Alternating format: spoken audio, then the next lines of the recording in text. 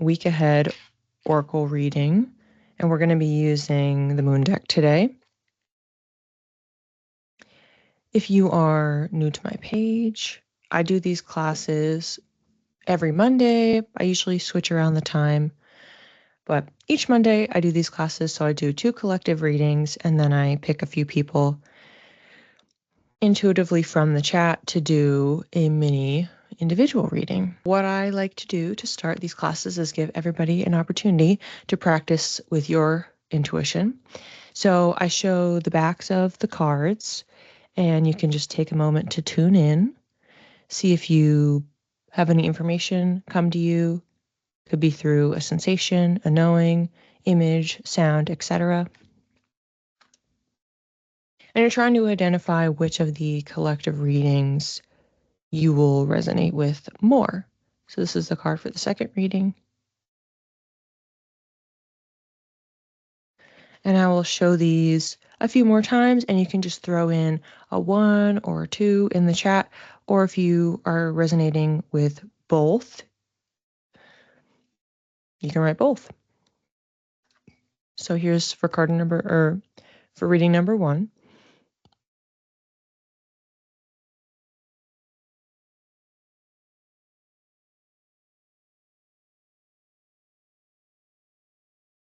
And then reading number 2.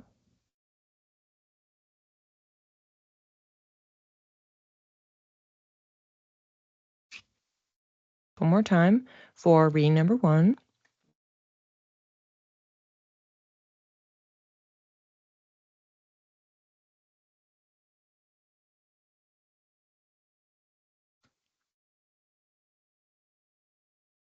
And then reading number 2.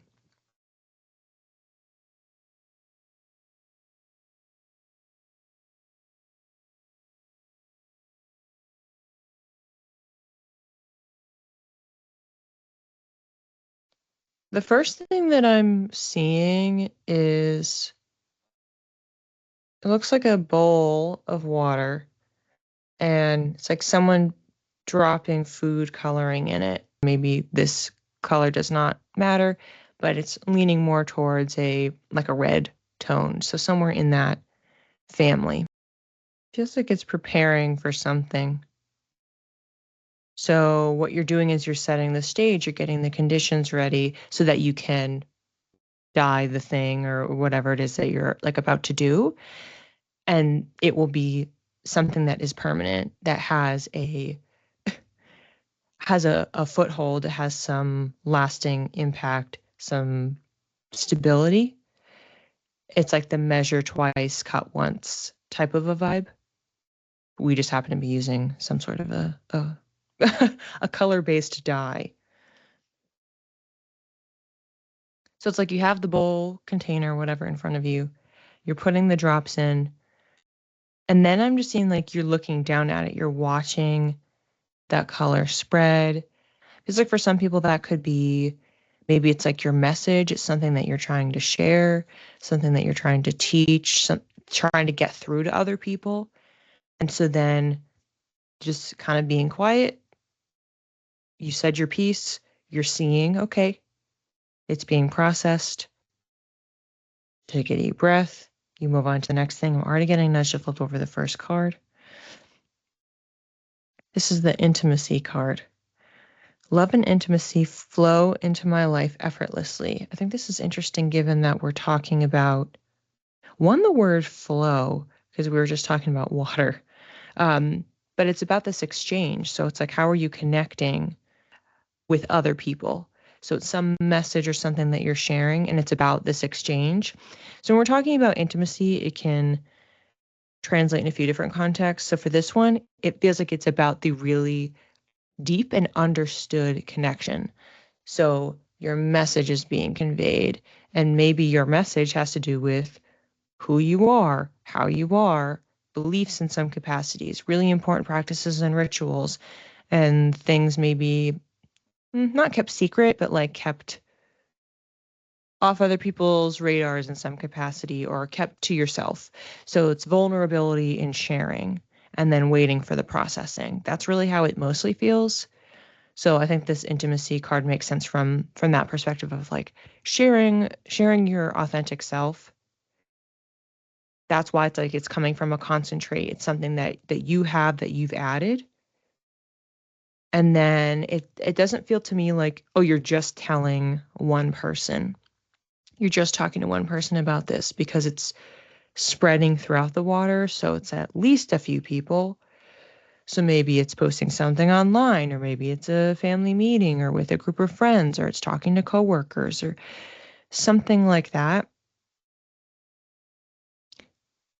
But the understanding with this card is that when you are willing to give freely, you can also receive freely.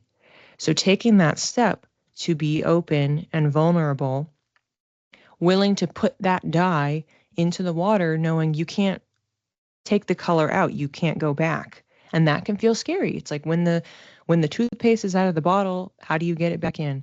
It's the same feeling, which is why it can feel a little nerve-wracking. But when you sit, you allow it to dissolve, to integrate, to spread. You take a deep breath, then you can move forward. And it feels like, depending on the thing that you were sharing, that there could really be a weight that's lifted.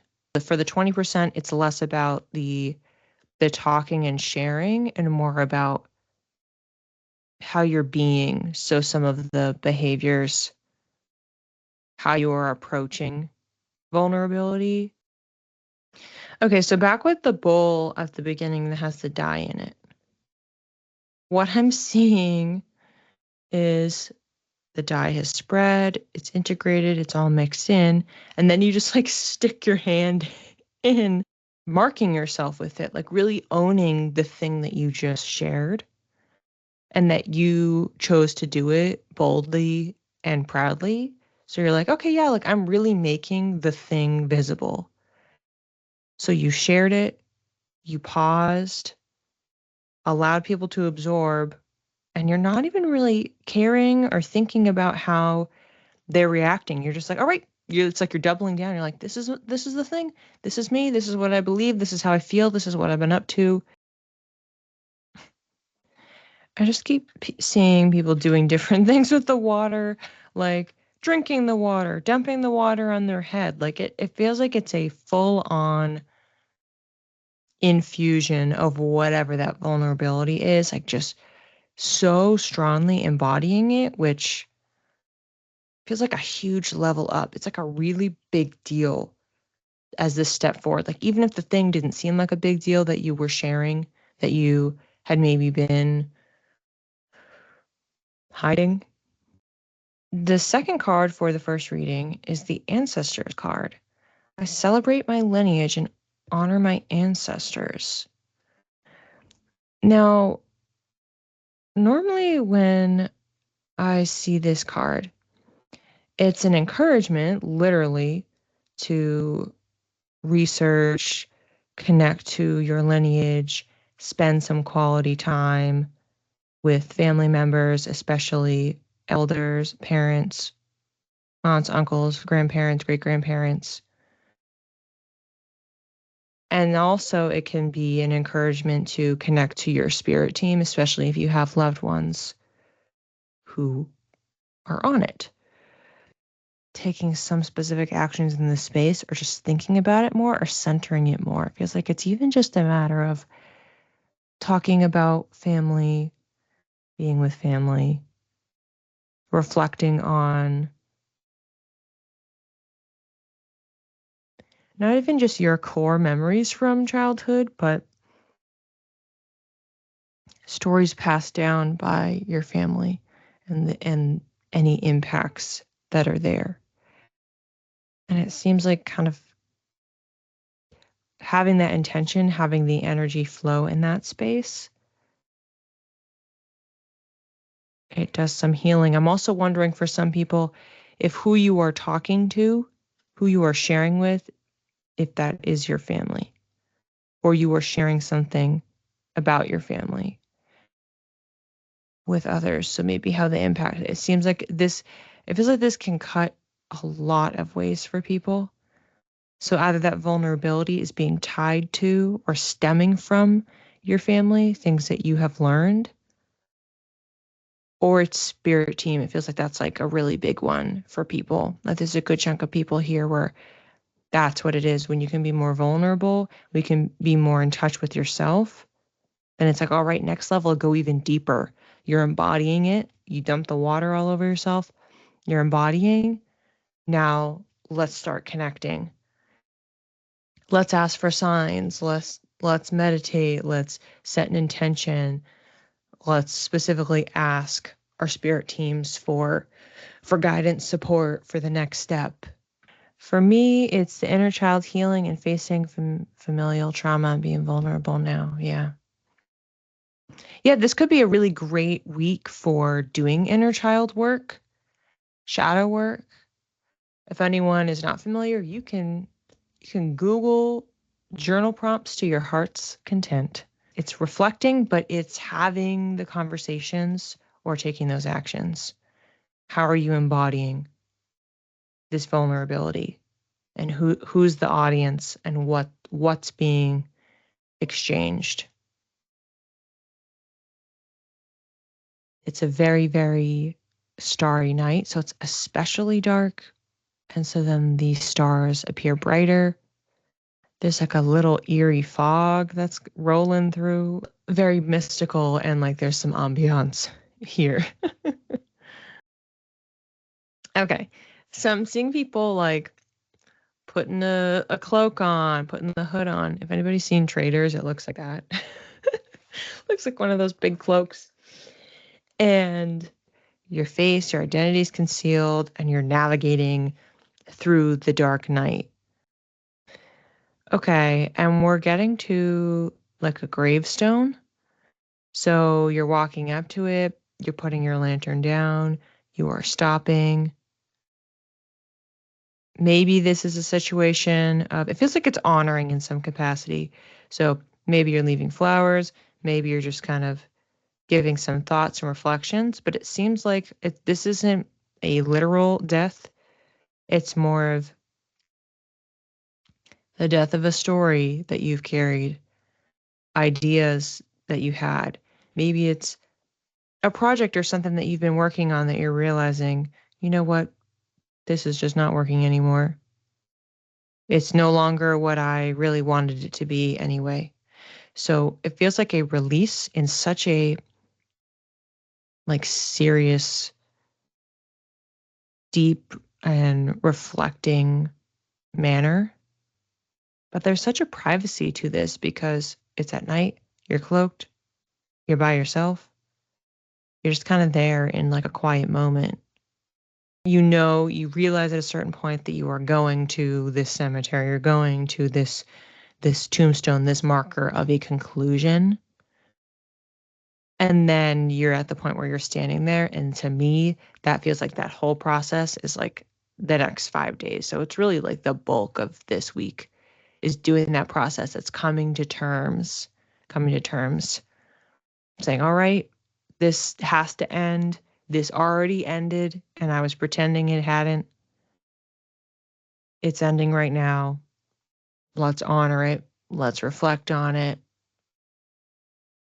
It's definitely more of a somber, again, it's like a mystical, like kind of darker tone. Like, okay, here's where we're at. We're not thinking about the next steps we're taking and trying to move forward. We're just reflecting back and then being present in acknowledging the end, whatever that end is for you. Tanya, I was late today because no one's ever late.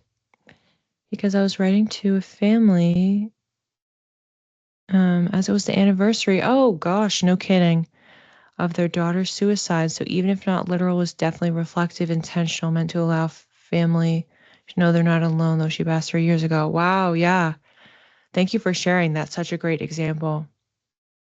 So even if it is, so what I meant by not literal is it wasn't coming across like, oh, it means for everyone that someone's going to die this week or something. It's not like that. But that's a way of kind of integrating, like what you just described, is maybe someone literally did pass, but you were reflecting on them. Maybe you happen to have some sort of anniversary marker of that.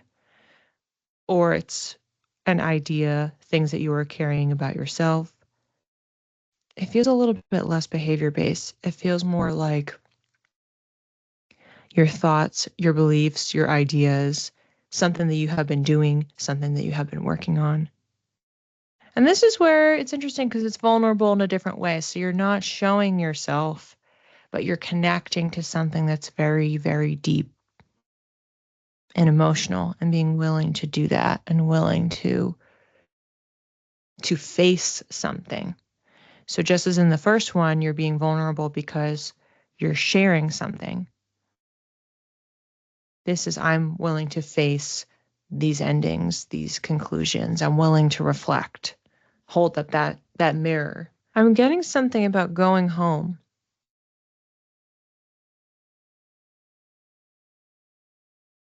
This doesn't feel like it's where you came from, as in how the image started where you were looking out a window. It doesn't feel like you're going back there. It feels like this home is, it could be ancestral home. So if you've moved, you live somewhere else. It could be that for some people. But it also feels like it's home more of in the symbolic sense, like what we've really been talking about for most of this second reading. This idea of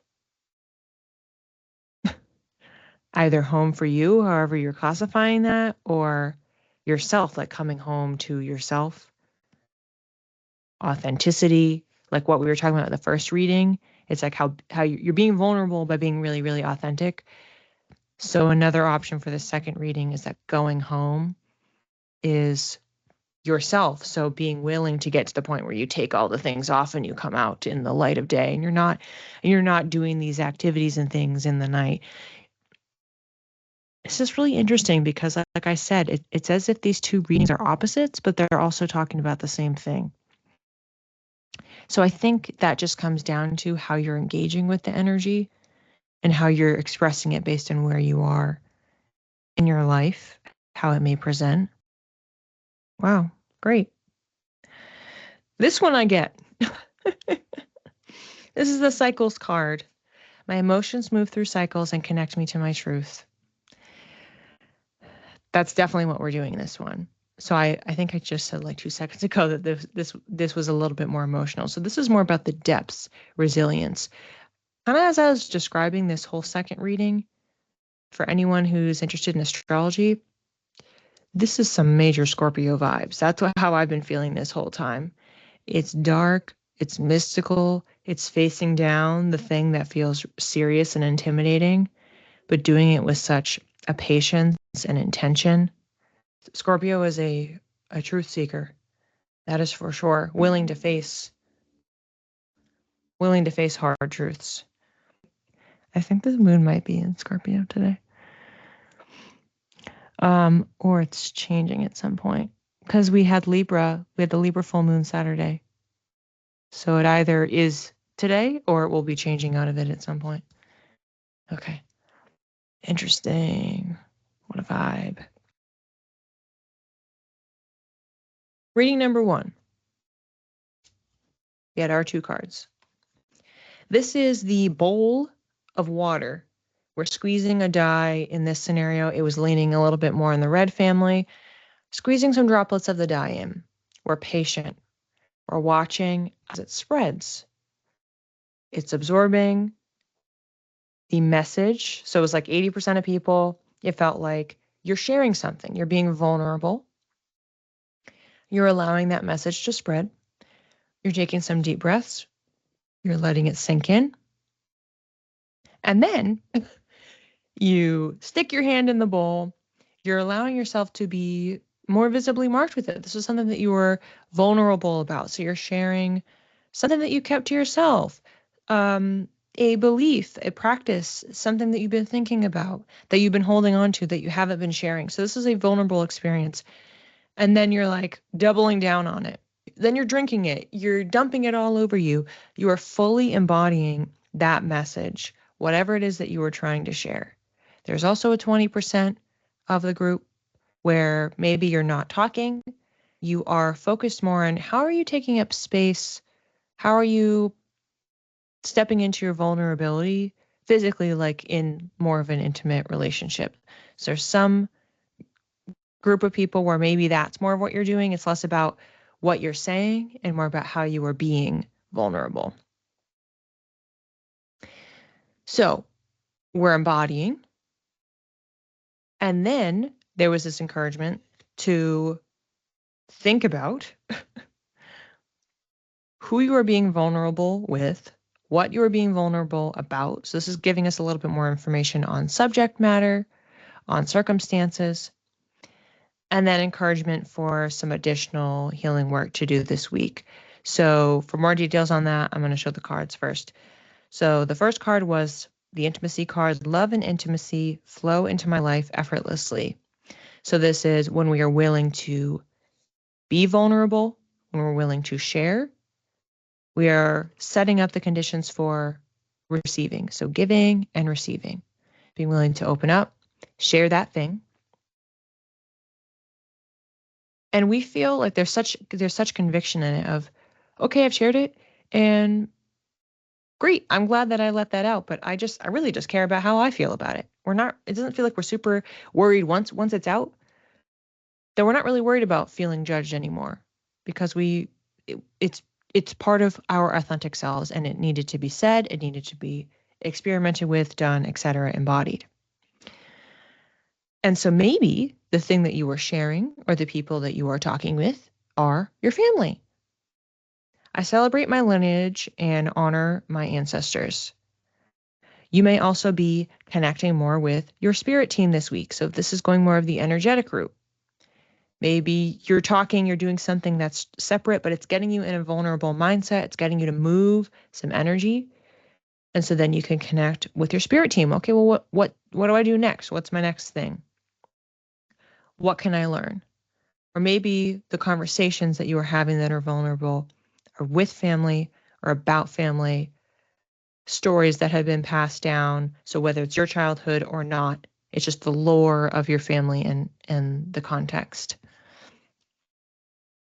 Recommendations this week to work with some of this energy, anything that's in the shadow work realm, inner child work, reflections on those areas of life that, tied to family or not, to be tended to encourage and support you being vulnerable and stepping into vulnerability.